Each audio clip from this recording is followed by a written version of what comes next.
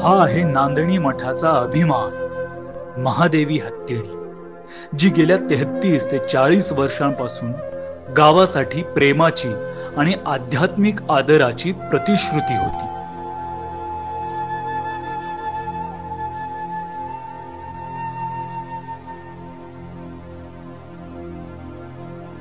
गावकऱ्यांच्या जीवनात ती फक्त प्राणी नव्हती, ती संस्कृतीची ध्वज वाहणारी मठाची आत्मा आणि नांदणीची शान होती.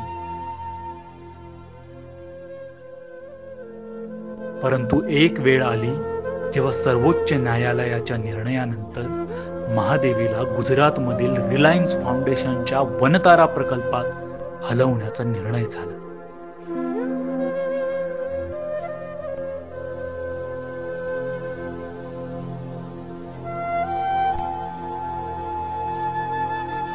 गावभर अश्रू होते.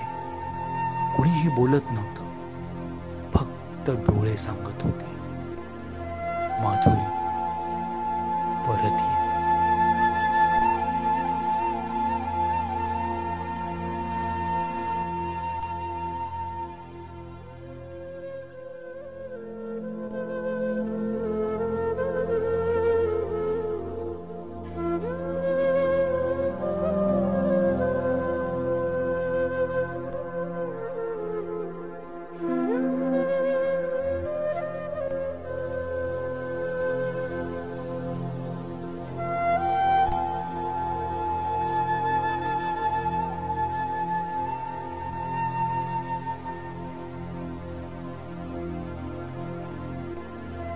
गावात सगळे दुःखी झाले.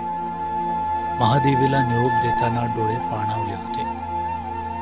ती काही बोलली नाही, पण तिची वर केलेली सोंड मात्र सांगत होती, मी तुम्हाला विसरणार नाही, मी तुम्हाला विसरणार नाही.